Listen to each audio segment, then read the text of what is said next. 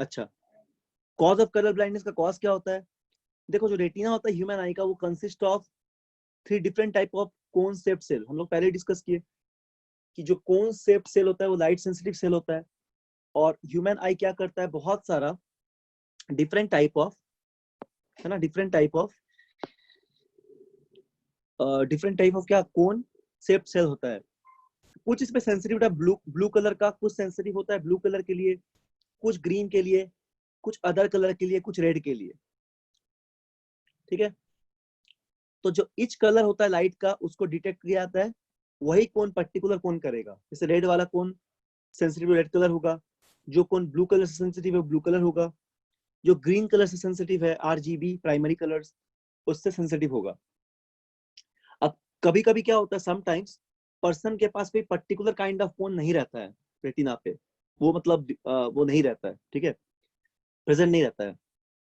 तो इस कंडीशन में पर्सन एक पर्टिकुलर कलर को नहीं पहचान पाता है। जैसे मान लो एक पर्सन है, उसके पास कुछ कोन नहीं है, तो ब्लू कलर को नहीं देख पाएगा, तो वो कलर ब्लाइंड का फॉर द ब्लू कलर, उसको ब्लू कलर नहीं दिखाएगा कभी कि ब्लू कलर क्या है। बाकी कलर को देख लेगा, बट कोई कोई पर्टिकुलर कलर को नहीं देख पाएगा, बिकॉज उस कलर के लिए वो सेंसिटिव नहीं है कोन, उसका मतलब वो वाला कोन प्रेजेंट नहीं है रेटिना पे। ठीक है, तो हर कलर को डिफरेंशिएट नहीं कर पाएगा। अब यहाँ पे कि colour defect of vision and their correction, क्या क्या विजन का डिफेक्ट है, उसका करेक्शन क्या होता है। तो जो एबनॉर्मलिटीज होता है नॉर्मल विजन पे, उसको हम लोग डिफेक्ट बोलते हैं। मतलब अगर हम लोग ठीक ठाक देखते हैं विदाउट एनी स्पेक्स, यदि हमारा आई एबनॉर्मल नहीं है, एबनॉर्मलिटीज मतलब हम लोग चश्मा लगा रहे हैं, मतलब हम लोग का रेटिना पे इमेज नहीं बन रहा है, इधर पहले नहीं तो रेटिना के बाद बन रहा है। ठीक है, ऐसा अगर है, हम लोग का आई ठीक ठाक हेल्दी आई है, तो हम लोग बोलेंगे कि हम लोग का कोई डिफेक्ट नहीं है विजन में। अदरवाइज अगर ऐसा कंडीशन रहेगा कि हम लोग को आई जो है वो कुछ एबनॉर्मलिटी शो कर रहा है, यानी कि उसमें कोई डिफेक्ट है, तो उसको हम लोग बोलेंगे डिफेक्ट ऑफ विजन या डिफेक्ट ऑफ आईज। तो जो मोस्ट कॉमनली ऑब्जर्व डिफेक्ट होता है, जो कि हम लोग बचपन से, आजकल तो जनरली सभी बच्चों को डिफेक्ट होता ही है ना, तो मोस्ट कॉमनली जो ऑब्जर्व डिफेक्ट होता है, तो उसमें कुछ पर्टिकुलर डिफेक्ट क्या क्या है। मायोपिया, एक डिफेक्ट को हम लोग बोलते हैं मायोपिया, एक डिफेक्ट को हम लोग बोलते हैं हाइपरमेट्रोपिया, और एक को हम लोग बोलते हैं एस्टिग्मेटिज्म। मायोपिया को बोलते हैं हम लोग शॉर्ट साइटनेस और नियर साइटनेस, हाइपरमेट्रोपिया को बोलते हैं लॉन्ग साइटनेस, और इसको हम लोग हाइपरोपिया भी बोलते हैं, है ना, और एस्टिग्मेटिज्म। तो 3 तरीके का कॉमन डिफेक्ट है, myopia, hypermetropia and astigmatism. There are 3 kind of common defect. ठीक है, there are 3 kind of common defect, myopia, hypermetropia and astigmatism. ठीक, ये 3 डिफेक्ट होता है। पहले हम लोग डिस्कस करेंगे अब कि हम लोग मायोपिया किसको बोलते हैं, व्हाट इज मायोपिया। देखो मायोपिया क्या होता है, ये सब क्लास 10th के एग्जाम में आएगा बोर्ड में। मायोपिया का मतलब होता है शॉर्ट साइटनेस, ठीक, और मायोपिया। तो शॉर्ट साइटनेस या मायोपिया में क्या होता है, जिस पर्सन को होता है वो डिस्टेंस ऑब्जेक्ट को क्लियरली देखता है। ठीक है, डिस्टेंस ऑब्जेक्ट क्लियरली देख सकता है। Sorry, myopia is the defect due to which eye is not able to, मतलब नहीं देख पाएगा डिस्टेंस ऑब्जेक्ट को, डिस्टेंस ऑब्जेक्ट को नहीं देख पाएगा, और पास के ऑब्जेक्ट को सही से देख लेगा। ठीक है, क्या करेगा, he is not able to see the distance object but clearly through it can see the nearly object, nearby object, मतलब नियर बाई ऑब्जेक्ट को देख पाएगा लेकिन डिस्टेंस ऑब्जेक्ट को नहीं देख पाएगा। इसको बोलते हैं शॉर्ट साइटनेस। तो नाम उल्टा है, नाम से कंफ्यूज मत करना। शॉर्ट साइटनेस मतलब शॉर्ट का चीज को देख पा रहा है लेकिन लॉन्ग का चीज को नहीं देख पा रहा है, नाम उल्टा टाइप का है थोड़ा। ठीक है, मायोपिया में क्या होगा, पर्सनेज defect, myopia is the defect due to which the eye is not able to see the distance object, दूर की चीजों को नहीं देख पाएगा बट सामने की चीजों को देख लेगा, नियरली ऑब्जेक्ट को देख लेगा। जैसे बहुत दूर कुछ है लिखा हुआ तो नहीं पढ़ पाएंगे हम लोग, बट एकदम सामने अगर 25 सेंटीमीटर में, so we can easily right. इसका कॉज क्या होता है, इसका कॉज होता है, देखो 2 कॉज होता है। एक तो होता है decrease of focal length of the eye lens, eye lens का अगर फोकल लेंथ कम हो जाता है, ठीक है, तो इसकी वजह से आई लेंस जो होता है वो मोर कन्वर्जेंट हो जाता है। दूसरा रीजन ये है कि इलोंगेशन ऑफ द आईबॉल, अगर आईबॉल इलोंगेट कर जाता है, यानी कि अगर आईबॉल का लेंथ बढ़ जाता है, तो ये दो कारण हैं, ठीक, क्या बोले, either there is a decrease of focal length of the eye lens, मतलब आई लेंस के फोकल लेंथ में कमी आएगा, है ना, इससे आई लेंस जो होगा वो ज्यादा कन्वर्जेंट हो जाएगा, और दूसरा क्या कारण हो सकता है कि अगर आईबॉल का जो साइज है, लेंथ वो बढ़ जाए, इलोंगेशन ऑफ द आईबॉल हो, तो this is the two reason for myopia. तो देखो यहाँ पे डायग्राम में दिख रहा होगा, यहाँ पे एक डायग्राम दिख रहा होगा, डायग्राम को बता देते क्या दिया हुआ है। देखो ये एक नॉर्मल आई है, तो नॉर्मल आई पे इमेज बनता है रेटिना पे, हम लोग सभी को पता है, नॉर्मल आई पे मतलब अगर कोई डिफेक्ट नहीं है तो इमेज रेटिना पे बनता है, ठीक है। अगर मायोपिक आई रहेगा तो इमेज रेटिना के पहले ही बन जाएगा, अगर मायोपिक आई रहेगा तो इमेज रेटिना के पहले ही बन जाएगा, यहाँ कहीं पे बन जा रही इमेज रेटिना के पहले ही बन गया, ठीक है। Image is formed in the front of the retina, retina के फ्रंट पे बन जा रहा है। तो इस कंडीशन में हम लोग क्या करना पड़ेगा, मतलब इतना ज्यादा वो लेंस आई लेंस कन्वर्जेंट हो गया कि पहले ही कन्वर्ज कर जा रहा है इवन रेटिना के पहले, तो इससे हम लोग को प्रॉपरली इमेज नहीं दिखेगा रेटिना पे, ठीक है। तो इस चीज को दूर करने के लिए हम लोग चश्मा लगाते हैं, स्पेक्स पहनते हैं। कैसा स्पेक्स लगाते हैं हम लोग, एक कनकेव लेंस लगाते हैं, डाइवर्जेंट लेंस, ताकि ज्यादा कन्वर्ज कर थोड़ा डाइवर्ज कर पाए, और डाइवर्ज करके ठीक ठाक उसको हम लोग रेटिना पे लेके आए उसकी इमेज को, है ना, ताकि रेटिना पे ले आए, रेटिना के पहले ही बन जा रहा था। तो the short sightedness can be corrected by making an eye lens convergent, एक कन्वर्जेंट आई लेंस अगर हम लोग बनाएंगे उससे हम लोग करेक्ट कर सकते हैं। कैसे हो रहा है ये, हम लोग प्लेस कर दे कनकेव लेंस को या डाइवर्जेंट लेंस को, और जिसका सुटेबल फोकल लेंथ है, ठीक है, जिसका कुछ सुटेबल फोकल लेंथ, उसको हम लोग क्या किए, प्लेस कर दिए एक स्पेक्स के फॉर्म में, स्पेक्टिकल्स के फॉर्म में, जो डाइवर्स करेगा स्लाइटली। एज रिजल्ट क्या होगा, जो एंटर करेगा हमारे आई पे, वो अपीयर करेगा from the far point of the myopic I and therefore get focused on the retina, आसानी से रेटिना पे फोकस हो जाएगा, जिसकी वजह से एक क्लियरली इमेज बन जाएगा, जिसकी वजह से क्लियरली इमेज हमारे रेटिना पे बन जाएगा। तो इसका करेक्टेड डायग्राम है, ठीक है ना, this is the corrected diagram, ये आई का करेक्टेड डायग्राम। अब बोला जा रहा है how to calculate the focal length and the power of the lens used for correcting myopic eye. अब देखो डॉक्टर के पास जाएंगे हम लोग, अगर मान लो हम लोग को बचपन से हो सकता है ना, कोई पर्टिकुलर एज नहीं है, किसी एज में मायोपिया होगा, छोटे बच्चों को भी हो सकता है, इवन 1-2 साल के एज में।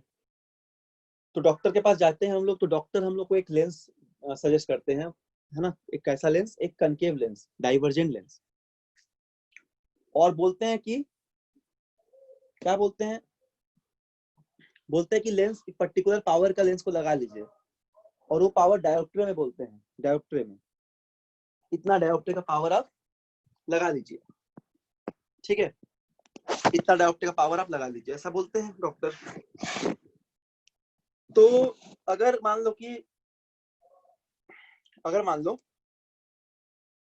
कि हम लोग को कुछ पर्टिकुलर डायोप्ट्रे का पावर देना है, तो उस पावर को कैलकुलेट किया जाता है। हम लोग बोलते हैं ना कि पावर कितना है, तो कोई बोलता है -1.5 डायोप्ट्रे, कोई बोलता है -3.5, कोई बोलता है -15, बहुत ज्यादा पावर भी हो सकता है, ठीक है। तो करेक्टिव लेंस जो होता है उसको निगेट करते हैं हम लोग, to correct myopic eye should be from the image of the far of object, example infinity at the far point D of the myopic eye of the person. तो हम लोग ऑब्जेक्ट को इंफिनिटी पे रखे हैं, मान लो -इन्फिनिटी, ऑब्जेक्ट इसको negative लेते हैं हमेशा, और इमेज हम लोग का कहाँ बन रहा है, डी पे बन रहा है कहीं, है ना, डी मतलब एक जो नॉर्मल डिस्टेंस है, हम लोग जो 25 लेते हैं, एफ यहाँ पे फोकल लेंथ है। तो हम लोग इस लेंस के फॉर्मूला यूज करके -1/f equal to 1/v -1/e equal to -1/d लिख सकते हैं। तो f यहाँ पे d के बराबर आएगा, मतलब फोकल लेंथ जो रहेगा वो d के बराबर आएगा, ठीक है। डी मतलब 25 सेंटीमीटर। तो इस तरह हम लोग फिर पावर निकालते हैं डायोप्ट्रे में, कितना कितना पावर होता है इसे कैलकुलेट करते हैं। ठीक, तो इसके बाद होता है लॉन्ग साइटनेस और हाइपरमेट्रोपिया। ठीक है, इसको बोलते हैं मायोपिया। तो मायोपिया को समझ लो फिर से क्या होता है। मायोपिया का मतलब होता है शॉर्ट साइटनेस। इसमें पर्सन को दूर के चीजों को नहीं दिखता है साफ साफ, नजदीक की चीजों को देख सकते हैं। क्यों होता है? दो कारण है। एक तो फोकल लेंथ आई लेंस का बहुत ज्यादा कन्वर्जिंग हो जाता है। दूसरा, आई बॉल जो होता है वो उसका साइज इंक्रीज कर जाता है। अच्छा, कैसे करेक्शन करेंगे? करेक्शन करते हैं हम लोग डाइवर्जन लेंस लगा के। डाइवर्जन लेंस क्या करता है? कनकेव लेंस या डाइवर्जन लेंस फोकस करती इमेज को प्रॉपर्ली रेटिना पे। ठीक है, तो ये हम लोग डायग्राम भी बना सकते हैं, इसका डायग्राम भी बनाना पड़ेगा। तो इसको हम लोग बोलते हैं क्या बोलते हैं, मायोपिया। ठीक है, इसके बाद हम लोग हाइपरमेट्रोपिया। इसके बाद हम लोग का है हाइपर मेट्रोपिया।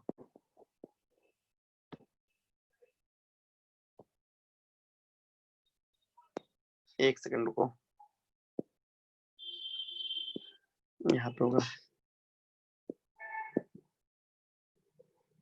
हाँ, तो हम लोग बोलते हैं hypermetropia. So what is hypermetropia basically? Hypermetropia क्या मतलब होता है, देखो।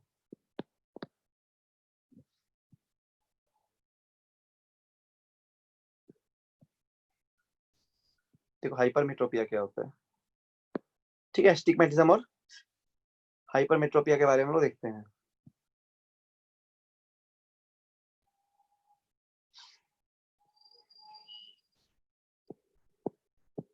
देखो, अगर बात करेंगे हम हाइपरमेट्रोपिया का, ठीक, तो हाइपरमेट्रोपिया को हम लोग क्या बोलते हैं? इसको हम लोग बोलते हैं लॉन्ग साइटनेस। इसको हम लोग बोलते हैं लॉन्ग साइटनेस। ठीक है, लॉन्ग साइटनेस बोला जाता है। तो इस पे क्या होता है लॉन्ग साइटनेस पे? इस पे पर्सन को जो नजदीक का चीज है उसको क्लियरली दिखेगा, बट जो दूर का चीज है उसको क्लियरली, सॉरी, नजदीक का चीज क्लियरली नहीं दिखेगा, दूर का चीज क्लियरली दिखेगा, उल्टा है। ठीक है, जस्ट ऑपोजिट टू मायोपिया। तो इसको हाइपरमेट्रोपिया। इसमें क्या हो जाएगा हाइपरमेट्रोपिया में? इस पे तो लॉन्ग साइटनेस बोलते हैं हम लोग, is the defect due to which eye is not able to see clearly. जिस पे आई नहीं देख पाता है, क्या क्लियरली नहीं देख पाता किस ऑब्जेक्ट को? नियर बाई ऑब्जेक्ट को, मतलब सामने का जो ऑब्जेक्ट है जो 25 सेंटीमीटर रखा रहता है, नियर बाई ऑब्जेक्ट, उसको साफ साफ नहीं देख पाएगा नियर पॉइंट को, बट वो डिस्टेंस ऑब्जेक्ट आराम से देख लेगा। ठीक है, तो इस तरह के हम लोग आई डिफेक्ट को बोलते हैं हाइपरमेट्रोपिया या फिर हाइपेरोपिया। ठीक है, सो बेसिकली हाइपरमेट्रोपिया ही बोलते हैं या फिर लॉन्ग साइटनेस। इसका क्या कारण होता है? देखो, इसका क्या कारण होता है, इसका कारण याद रखना। ठीक है, इसका कारण याद रखना क्या? इस पे इंक्रीज होता है फोकल लेंथ, उस पे डिक्रीज हो रहा था, इस पे इंक्रीज हो जा रहा है फोकल लेंथ। तो आई क्या होगा? Eye lens becomes less conversion. अब आई लेंस क्या हो जा रहा है? लेंस, इस पे लेस कन्वर्जन बन जा रहा है। तो ऑब्वियसली अगर फोकल लेंथ बढ़ जाएगा, फोकल लेंथ अगर इंक्रीज करेगा, आई लेंस क्या हो जाएगा? लेस कन्वर्जन हो जाएगा। तो तुम समझ रहे हो कि अगर मान लो लेस कन्वर्जन हो गया तो रेटिना के बाद बनेगा इमेज, रेटिना के बाद इमेज बनेगा। ठीक है, क्योंकि ज्यादा कन्वर्जेंट हो गया, सॉरी लेस कन्वर्जेंट हो गया, ज्यादा डाइवर्जेंट हो गया है, और इस पे आई बॉल घटता है, उस पे बढ़ रहा था ना मायोपिया में। हाइपरमेट्रोपिया में क्या हो जाएगा? Shortening of the eye ball, eye ball का साइज जो घटता है, शॉर्टनिंग होता है। ठीक है, shortening of the eye ball, that is length of the eye ball has decrease. तो आई बॉल का जो लेंथ होता है वो घट जाता है, डिक्रीज हो जाता है। ठीक है, तो दोनों कारण समझ में आ गया। मायोपिया में बात करेंगे तो आई लेंस बढ़ जा रहा था, आई बॉल, और अगर हम लोग हाइपरमेट्रोपिया की बात करते हैं तो आई बॉल घट जा रहा है। उस पे फोकल लेंथ क्या हो रहा था मायोपिया में? मायोपिया में फोकल लेंथ घट जा रहा था, तो ज्यादा कन्वर्जेंस हो जा रहा था, इसमें लेस कन्वर्जेंस हो रहा है, फोकल लेंथ बढ़ जा रहा है। ठीक है, इसको कैसे करेक्टेड करेंगे हम लोग? देखो, इसको करेक्ट करने का तरीका है, इसको करेक्ट करने का तरीका है क्या? जैसे देखो डायग्राम में तीनों दिख रहा होगा, तो दूसरे डायग्राम में देखो इमेज यहाँ पे बन रहा है। देखो डायग्राम में बोला गया इमेज यहाँ कहीं पे बन रहा है, ये यहाँ कहीं बन रहा है, ठीक है, इस पोर्शन में। तो यानी कि इमेज रेटिना के बाद बन रहा है, तो हम लोगों को उस इमेज को कहीं ना कहीं से रेटिना पे लाना है ना, रेटिना पे लाना है, तो ज्यादा हमको कन्वर्ज कराना पड़ेगा। तो कन्वर्ज कराना पड़ेगा, इसलिए हम लोग कन्वर्जिंग लेंस को लगाते हैं, है ना। तो हम लोग एक कन्वर्जिंग लेंस को लगाते हैं। तो क्या बोलेंगे कि long sightedness can be corrected by making eye lens with more convergent. तो हम लोग क्या करते हैं, जनरली कन्वेक्स लेंस को लगाते हैं सुटेबल फोकल लेंथ का before the eye lens, I lens के पहले चश्मा के फॉर्म में लगा देते हैं। इससे क्या होगा, रे जो आएगा नियरली ऑब्जेक्ट से, मतलब 25 सेंटीमीटर से, after passing through the convex lens, जब कन्वेक्स के थ्रू पास करेगा स्पेक्स का, स्पेक्टिकल्स का, तो कन्वर्ज करेगा स्लाइटली, ज्यादा कन्वर्ज करेगा। तो इससे एज अ रिजल्ट क्या हो जाएगा, रेज एंटर करेगा द आई अपीयर्स, जो भी रेज एंटर करेगा आई पे, है ना, rays as a result the rays entering the eye appears to come from the near point, near point से आता हुआ दिखेगा ऑफ लॉन्ग साइटेड आई। तो इसीलिए यहाँ पे अब क्या हो जाएगा कि रेटिना पे इमेज बन जाएगा, क्योंकि देखो अब इसको क्या किया, इसको ज्यादा कन्वर्ज करा दिया। तो ज्यादा अगर कन्वर्ज करा देगा, पहले तो लेस कन्वर्जेंट हो गया था जब आई में प्रॉब्लम था, बट जैसे ही लेंस लगा दिया हम लोग, तो लेंस लगा देंगे तो क्या होगा, ये प्रॉपरली इमेज रेटिना में बनेगा, क्योंकि इसको मोर कन्वर्जेंट कर दिया है। ठीक है, अगर बोला जाए कि इसका फोकल लेंथ कैसे निकालेंगे मायोपिक आई का, तो देखो हम लोग करेक्टिव लेंस लगाते हैं, है ना, तो ताकि इमेज प्रॉपरली रेटिना में बन पाए। तो नियर पॉइंट को हम लोग तो -d ही लेंगे, और जो ऑब्जेक्ट डिस्टेंस वो भी हम लोग -d ही लेंगे, 25 सेंटीमीटर। तो लेंस फॉर्मूला लगा के फोकल लेंथ भी हम लोग का 1/25 सेंटीमीटर के आसपास आता है। ठीक, बोलो क्या यहाँ तक किसी को डाउट है? बोलो, कोई भी डाउट? कोई डाउट नहीं यहाँ तक किसी को? ये क्लास 10 के डेफिनेशंस वगैरह पूछा जाएगा स्कूल के एग्जाम्स में, बोर्ड में, मायोपिया हाइपरमेट्रोपिया कैसे करेक्ट करते हैं, तो वो रीजन लिखना है कि रीजन क्या है, क्यों होता है। ठीक है, सारा कारण लिखना पड़ेगा कि क्यों मायोपिया होता है, क्यों हाइपरमेट्रोपिया हो रहा है, करेक्शन कैसे करेंगे, क्या कारण है, कलर ब्लाइंडनेस क्या होता है। तो ये सारा टर्म जो है उसको पूछा जाएगा। इसके बाद होता है एस्टिग्मेटिज्म।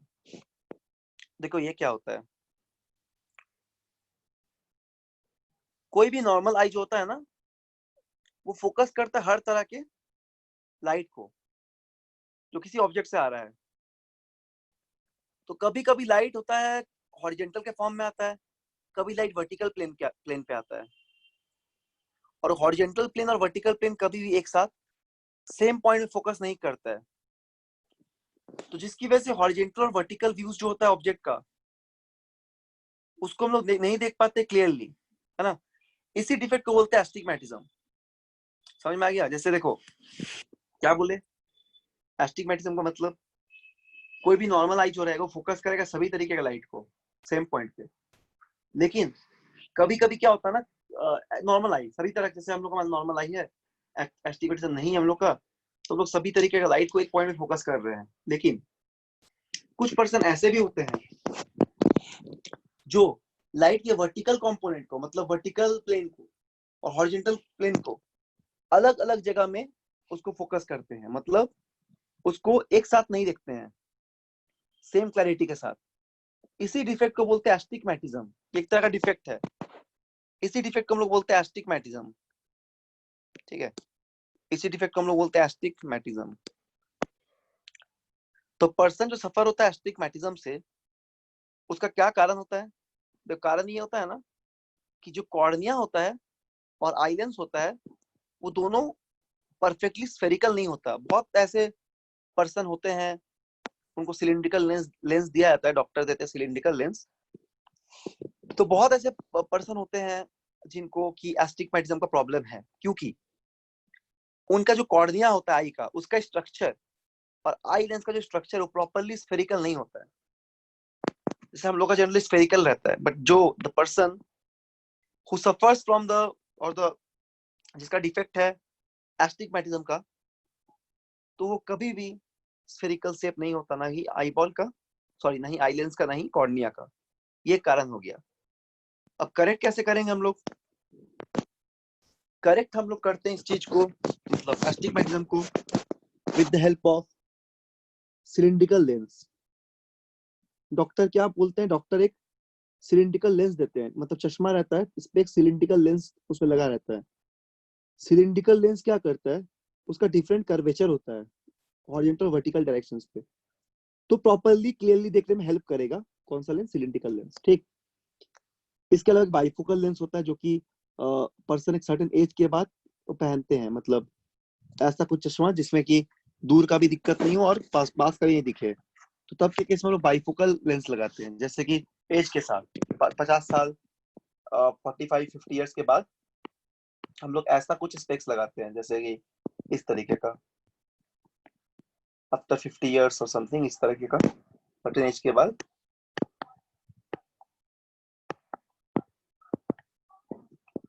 ऐसा टाइप का लेंस लगाते हैं। तुम लोग देखे हो, है ना, इस तरीके का लेंस। पेन नहीं चल रहा क्यों? ठीक है, तो ऐसा लेंस लगाते हैं, ठीक। अब यहाँ पे क्या रहता है? यहाँ पे रहता है रीडिंग करने के लिए, ये रीडिंग ग्लास के लिए रहता है, और ये दूर दिखने के लिए रहता है, ये रीडिंग करने के लिए। तो प्लस माइनस दोनों पावर रहता है इसमें, कि एज के साथ लोगों को लगता है बाइफोकल लेंस, ठीक है, एज के साथ। यहाँ तक समझ में आ गया एस्टिग्मेटिज्म, ठीक। अच्छा, इसके बाद है इसके बाद रिफ्रैक्शन, सॉरी, इसके बाद refraction of light through prism, ठीक है। प्रिज्म से क्या रिफ्रैक्शन होगा? तो सबसे पहले तुम ये देखो कि प्रिज्म क्या होता है। देखो, प्रिज्म सब लोग देखे हो, इस तरह का दिखता है ना। इसमें कुछ रिफ्रैक्टिंग सरफेस होता है जैसे यहाँ पे रिफ्रैक्टिंग सरफेस दिख रहा है, ये और ये, और इसको हम लोग बोलते हैं बेस।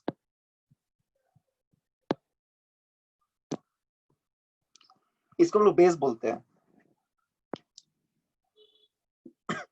और इस चीज को हम लोग प्रिज्म एंगल। यहाँ पे क्या बोलते हैं हम लोग? प्रिज्म एंगल, ठीक है। This is the prism angle. तो अगर फ्रंट व्यू से देखेंगे हम लोग, तो 2 डायमेंशनल कुछ ऐसा दिखेगा, रिफ्रैक्टिंग सरफेस, बेस, और इसको बोलते हैं angle of prism, refractive angle, और या फिर इसको हम लोग बोल सकते हैं एंगल ऑफ प्रिज्म, ठीक है। इसको हम लोग बोल सकते हैं एंगल ऑफ प्रिज्म, ठीक है, एंगल ऑफ प्रिज्म होगा।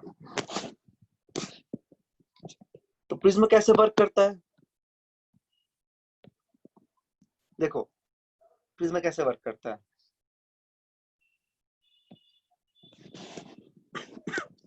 जैसे यदि इंसिडेंट रे आया, ठीक है, इंसिडेंट रे आया तो क्या होगा? सबसे पहले रिफ्रैक्ट करेगा, क्योंकि अपने मीडियम को चेंज कर रहा है, रेयर मीडियम से डेंसर मीडियम में जा रहा है, ऐसे मूव किया। फिर ये जब डेंसर से पे गया, ऐसे यहाँ पे ऐसे ब्रेक ब्रेक कर गया, तो दोनों जगह रिफ्रैक्शन हो रहा है, इसलिए इसको रिफ्रैक्टिंग सरफेस बोल रहे हैं। अगर रिफ्रैक्ट नहीं करता तो ऐसे आगे चल जाता, ये इसको भी आगे बढ़ा, तो यहाँ पे हम लोग का एंगल मिल जाता, आर बोलते हैं इसको हम लोग, रिफ्रैक्टिंग एंगल। तो ये जो आर है, ये रिफ्रैक्टिंग एंगल, दोनों सेम रहता है, और इसको बोलते हैं एंगल ऑफ इमरजेंस, और ये एंगल ऑफ इंसिडेंस है, ठीक है। बस इतना ही टर्म है इसमें, और एक को बोलेंगे एंगल ऑफ प्रिज्म। तो प्रिज्म इज बेसिकली एक ऐसा स्ट्रक्चर है जिसपे रिफ्रैक्शन हो रहा है, ठीक है, जिसपे रिफ्रैक्शन हो रहा है दोनों सरफेस से। तो लाइट जब इंसिडेंट कर रहा है, बेंड कर जाएगा, बेंड करने के बाद फर्दर जब बाहर जाएगा एंगल ऑफ इमरजेंस से, फिर से बेंड करेगा, और डिफरेंट कंडीशंस में हम लोग एंगल को निकालेंगे। तो यहाँ पे लोग टर्म निकालते हैं, which is called angle of deviation. यहाँ पे लोग टर्म निकालते हैं, उसको लोग बोलते हैं angle of deviation.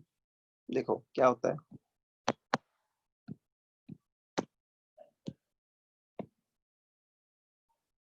Angle of deviation.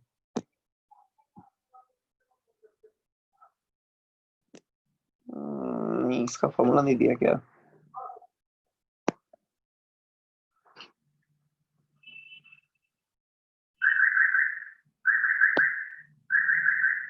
ठीक है, तो इस पे एक टर्म निकालते हैं हम लोग, उसको बोलते हैं एंगल ऑफ डेविएशन। तो एक सेकंड बता देते क्या होता है।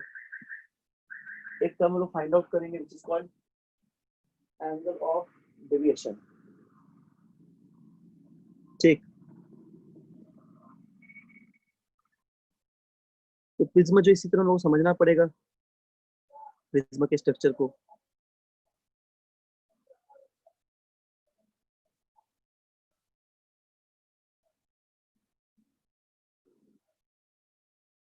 ठीक है, तो दो रिफ्रैक्टिंग सरफेस है, एक को एंगल ऑफ प्रिज्म बोल रहे हैं। यहाँ पे एक इंसिडेंट रे आ रहा है, ठीक है, वो बेंड करेगा क्योंकि रेयर मीडियम से डेंसर मीडियम की तरफ जाएगा, फर्दर वो डेंसर से रेयर की तरफ जाएगा, फिर से बेंड कर जाएगा। ठीक है, तो इस तरह ये बेंड करता रहता है। समझ में आ रहा है, ये बेंड करता रहेगा। तो इस बेंडिंग फिनोमेना की वजह से यहाँ पे हम लोग को, हाँ, यहाँ पे हम लोग क्या मिलता है, एंगल ऑफ डेविएशन मिलता है, इसको हम लोग डेल्टा बोलते हैं, एंगल ऑफ डेविएशन। ठीक, एंगल ऑफ डेविएशन। देखो बता रहे क्या,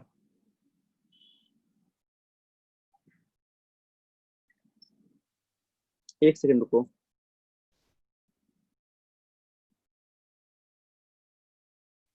ठीक, एक्चुअली इसको डेल्टा बोलेंगे, ठीक है, डेल्टा, आर नहीं।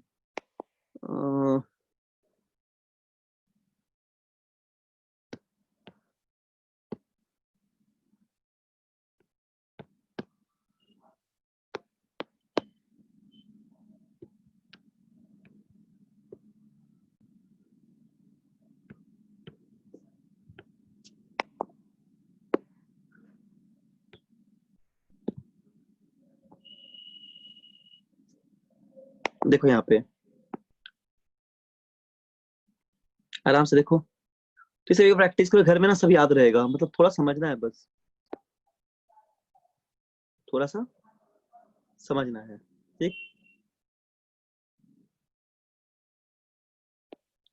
देखो रिफ्रैक्शन क्या है लाइट का थ्रू प्रिज्म। तो प्रिज्म एक ट्रांसपेरेंट रिफ्रैक्टिंग मीडियम होता है जो बेसिकली बाउंड रहता है दो प्लेन सरफेस से, दोनों इंक्लाइंड रहते हैं एक दूसरे पे।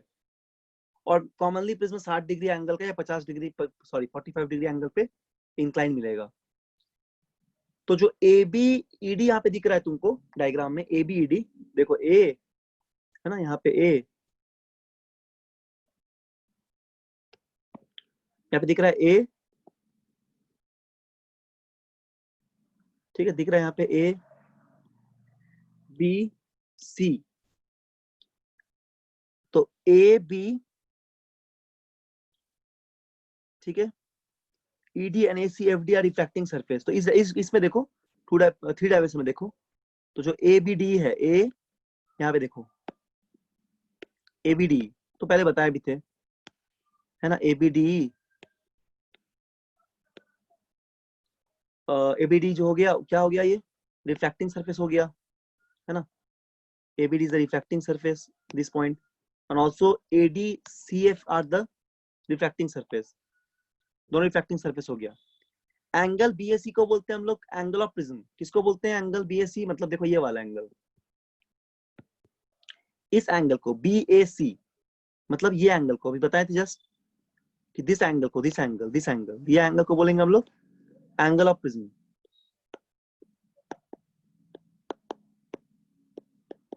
ठीक है, इस एंगल को बोलेंगे एंगल ऑफ प्रिज्म।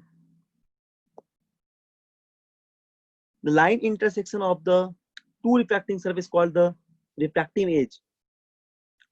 तो जो लाइन इंटरसेक्शन हो रहा है दो रिफ्रैक्टिंग सरफेस का, उसको हम लोग रिफ्रैक्टिंग एज बोलते हैं। तो लाइन एडी जो यहाँ पे है, एडी लाइन, उसको हम लोग बोलते हैं रिफ्रैक्टिंग एज, ये वाला लाइन रिफ्रैक्टिंग एज। दोनों के बीच का कितना डिस्टेंस है, ये वाला लाइन।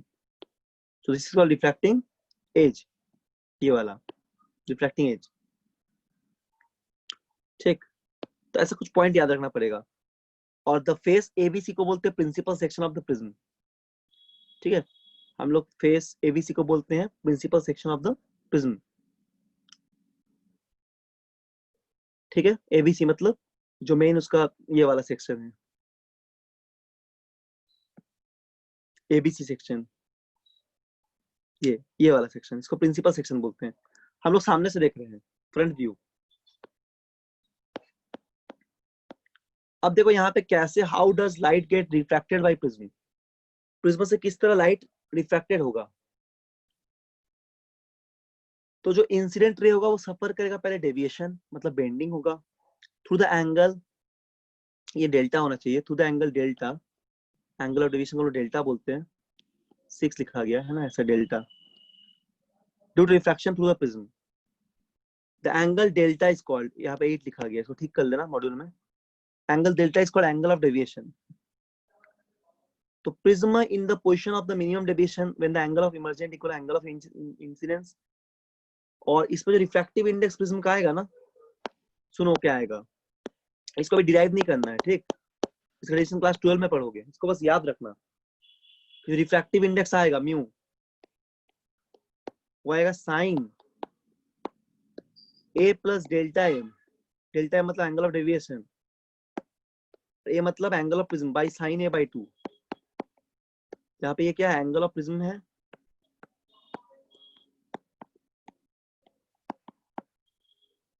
और ये क्या हो जाएगा, एंगल ऑफ डेविएशन।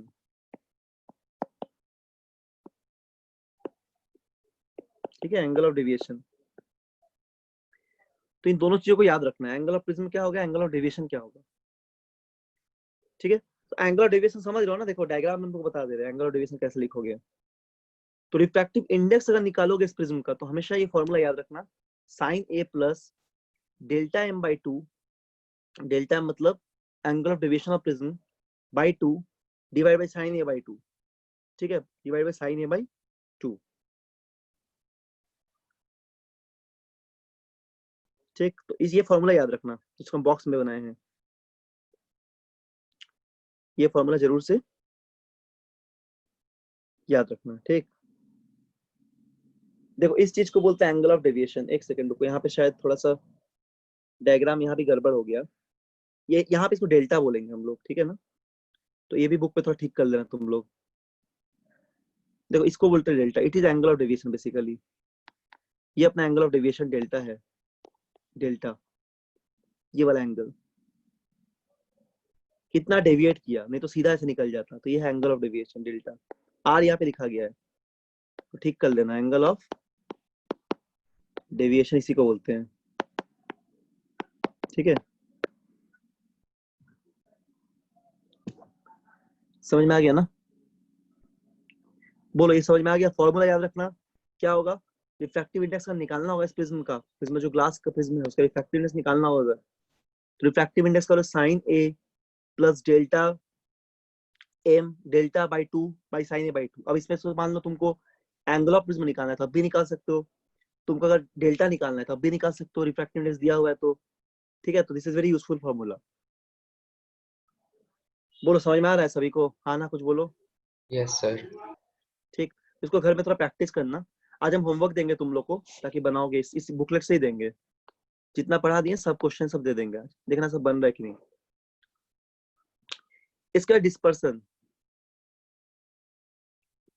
आज हम थोड़ा जल्दी छोड़ देंगे, मेरी तबीयत थोड़ा खराब है आज, पता नहीं कुछ कल से थोड़ा तबीयत खराब हो गया, शायद मौसम की वजह से ही हो सकता है। तो dispersion of white light by a glass prism, क्या होता है dispersion of white light by glass prism, what is mean by the dispersion of light. Dispersion of light क्या होगा, सुनो, डिस्पर्सन का मतलब जानते ही हो क्या, कि अगर कोई व्हाइट लाइट उसके 7 कंपोनेंट्स में ब्रेक हो जाए, 7 कंस्टिट्यूएंट कलर्स पे, उसी को हम लोग बोलते हैं डिस्पर्सन ऑफ लाइट। तो जो बैंड ऑफ 7 कलर आता है उसको हम लोग बोलते हैं spectrum, the band of 7 colour is called spectrum. जो विवजियोर का पैटर्न बनता है उसके स्पेक्ट्रम बोलते हैं। जैसे यहाँ पे विवजियोर बन रहा है इस जगह पे, violet indigo blue, violet indigo blue, green, yellow, orange, red, ऐसा एक पैटर्न बनता है। तो इसको हम लोग बोलते हैं डिस्पर्सन, इस फेनोमेना को। अब डिस्पर्सन का कॉज क्या होता है?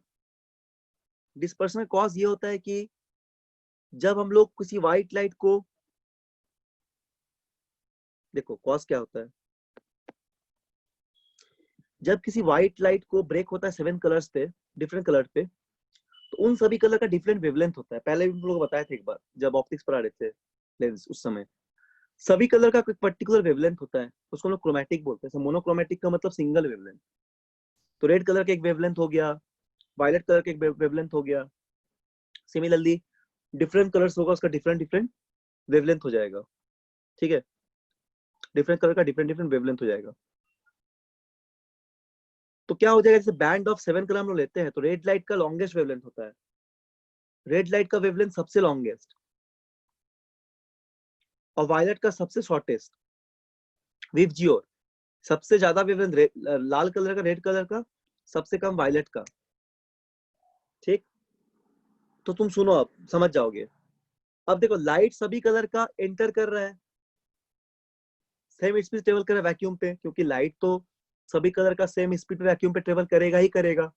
व्हाइट कलर वैक्यूम पे है तो 3 × 10⁸ मीटर के प्रति 3 × 10⁸ मीटर पर सेकंड की स्पीड से मूव करेगा वैक्यूम पे।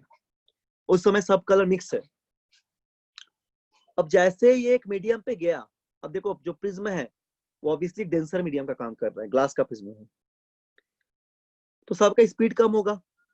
तो जैसे ही ग्लास, जैसे ही लाइट ट्रेवल करेगा किसी ट्रांसपेरेंट मीडियम पे, ग्लास या वाटर पे, तो light of different colour travel with different speed. तो सभी कलर, बहुत ही सिंपल है, ठीक है, समझ लो ध्यान से। तो सभी कलर का लाइट डेफिनेटली, सभी कलर का जो लाइट है वो ट्रेवल करेगा डिफरेंट स्पीड के साथ। मतलब वायलेट कलर का लाइट ट्रेवल किया अलग स्पीड के साथ, रेड का अलग स्पीड के साथ, है ना। उसके बाद जो भी ऑरेंज कलर का, ग्रीन कलर का, सबका अलग अलग स्पीड से ट्रेवल कर रहा है।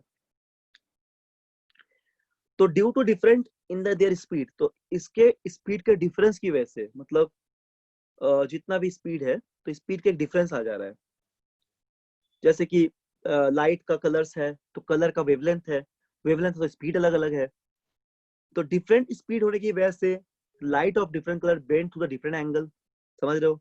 तो अगर डिफरेंट स्पीड है, डिफरेंट वेवलेंथ है, तो लाइट का डिफरेंट कलर डिफरेंट एंगल से बेंड करेगा।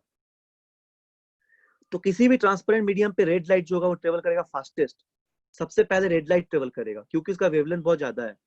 और हम पहले बताए थे कि वेवलेंथ प्रोपोर्शनल होता है स्पीड ऑफ द स्पीड का, wavelength is proportional to speed, जितना ज्यादा वेवलेंथ उतना ही ज्यादा स्पीड।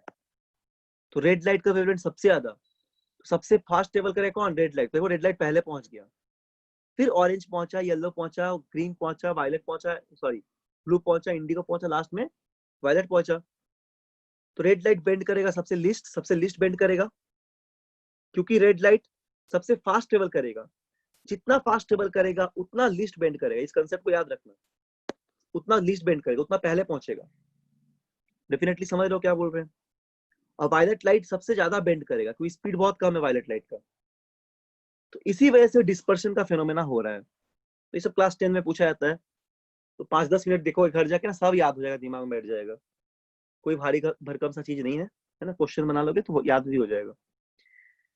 तो इससे डिस्पर्शन ऑफ व्हाइट लाइट क्या हो जा रहा है 7 कलर्स पे, यहाँ पे हम लोग मिल जा रहा है because of light of different colours band. और मोनोक्रोमेटिक और पॉलीक्रोमेटिक का काम क्या मतलब है। मोनोक्रोमेटिक का मतलब होता है सिंगल वेवलेंथ, मोनो मतलब सिंगल, ऐसा कोई कलर जिसका एक वेवलेंथ हो। Even white light is not a monochromatic because white light में बहुत सारा वेवलेंथ है। और पॉलीक्रोमेटिक बोलेंगे तो more than one wavelength. Poly मतलब एक से ज्यादा, ठीक है। पॉलीक्रोमेटिक का मतलब मोर देन वन वेवलेंथ। तो this phenomena is called dispersion of light. इसी फेनोमेना को हम लोग बोलते हैं डिस्पर्शन ऑफ लाइट, ठीक। बोलो क्लियर है यहाँ तक सभी को? Yes sir. ठीक है, इसको रिवाइज करो घर जाके तुरंत। ठीक है सब लोग, तुम लोग का चैप्टर 10 क्लास का ऑलमोस्ट सारा हो गया है, बस थोड़ा सा बाकी है। तो इतना जल्दी हो गया, अच्छा पढ़ो, अच्छे से पढ़ाई करो जो जो पढ़ाए हैं। और क्वेश्चन और कराएंगे ऑप्टिक्स में, बहुत टाइम है, क्वेश्चन और करा देंगे। ठीक है, अगस्त भर में खत्म हो जाएगा, उस पर क्वेश्चन 2-3 क्लास करा देंगे लगातार। अगस्त तक में क्वेश्चन लगातार करा देंगे और ये हो जाएगा। फिर सोर्स ऑफ एनर्जी थोड़ा सा पढ़ा देंगे 1-2 दिन। उसके सर बाद प्रिज्म सिर्फ ट्रायंगल शेप का होता है? प्रिज्म एक्चुअली ट्रायंगुलर टाइप का ही होता है, हाँ उसी शेप का होता है प्रिज्म। ठीक है, लेकिन उसका भी अलग अलग शेप होता है, जैसे कि एंगल बदलते रहता है। इक्विटोरियल मतलब इक्विलैटरल ट्रायंगल के शेप का भी बन सकता है, या फिर मतलब कैसे बताए, तो वैसे ए चेंज हो रहा है मान लो, है ना, ए चेंज हो रहा है तो एंगल ऑफ प्रिज्म चेंज हो रहा है, तो इसी वजह से प्रिज्म का शेप भी चेंज हो जाएगा। तो जनरल शेप ऑफ जो प्रिज्म होता है उस पे तुम्हारा जैसे एक होता है ना, ट्रायंगल भी रहेगा, बेस भी रहेगा, मतलब उसका बेसिस जो रहेगा वो ट्रायंगुलर रहेगा, और बेस ट्रायंगल भी हो सकता है, बेस स्क्वायर भी हो सकता है, और बेस रेक्टेंगल भी हो सकता है। ठीक है, अदर फेस कैसा रहेगा प्रिज्म का, पैरेललोग्राम्स रहेगा, फिर रेक्टेंगल्स रहेगा। तो इन सभी शेप को मिला के प्रिज्म बनता है 3D स्ट्रक्चर पे। ठीक है, तो इस तरह का प्रिज्म बनता है। हम लोग बोलते हैं पेंटागोनल प्रिज्म बोलते हैं, स्क्वायर प्रिज्म बोलते हैं, ट्रायंगुलर प्रिज्म बोलते हैं, रेक्टेंगुलर प्रिज्म बोलते हैं। तो बहुत सारा प्रिज्म का शेप होता है, लेकिन उसका जो बेस होता है ना वो अलग अलग होता है। जैसे अगर बोलेंगे हम लोग रेक्टेंगुलर रेगुलर प्रिज्म, तो रेगुलर प्रिज्म का मतलब तुम्हारा हो गया, अगर बेस प्रिज्म का रेगुलर पॉलीगन के शेप में रहेगा उसको हम लोग बोलेंगे रेगुलर प्रिज्म। इरेगुलर प्रिज्म का मतलब अगर शेप एक इरेगुलर पॉलीगन की तरह रहेगा। फिर राइट प्रिज्म बोलेंगे अगर, तो राइट प्रिज्म का मतलब फेस ज्वाइनिंग जो रहेगा वो परपेंडिकुलर रहेगा बेस ऑफ द फेस से। तो इस तरह बहुत सारा टाइप होता है। ठीक है, जनरली हम लोग triangular prism, square prism, rectangular prism, pentagonal prism और हेक्सागोनल प्रिज्म, इतना ही प्रिज्म को बोलते हैं। Triangular, square, rectangular, pentagonal, hexagonal, सबका बेस अलग अलग होगा, है ना, बेस अलग अलग होगा। कभी बेस स्क्वायर होगा, कभी बेस पॉलीगन होगा, कभी बेस होगा तुम्हारा क्या बोलते हैं उसको, क्या बोलते हैं, रेक्टेंगल, रेक्टेंगल बोले से ट्रायंगल होगा। तो जैसे जैसे फेस होगा उसका बेस अलग अलग टाइप का प्रिज्म बनेगा। जनरली हम लोग अभी के लिए तो यही पढ़ते हैं, ट्रायंगुलर टाइप का प्रिज्म ही पढ़ते हैं। ठीक है, अच्छा इसके बाद कुछ बताने वाले थे।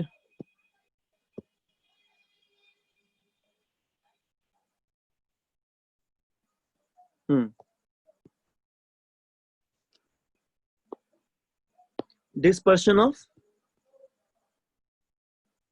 व्हाइट लाइट,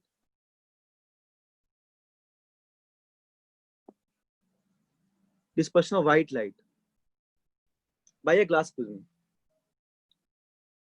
तो what is mean by dispersion of light? Dispersion of light का मतलब होता है वही बताया अभी कि 7 कंस्टिट्यूएंट कलर में ब्रेक हो जाता है। कॉज ऑफ डिस्पर्शन में हम पढ़ लिए हैं, है ना।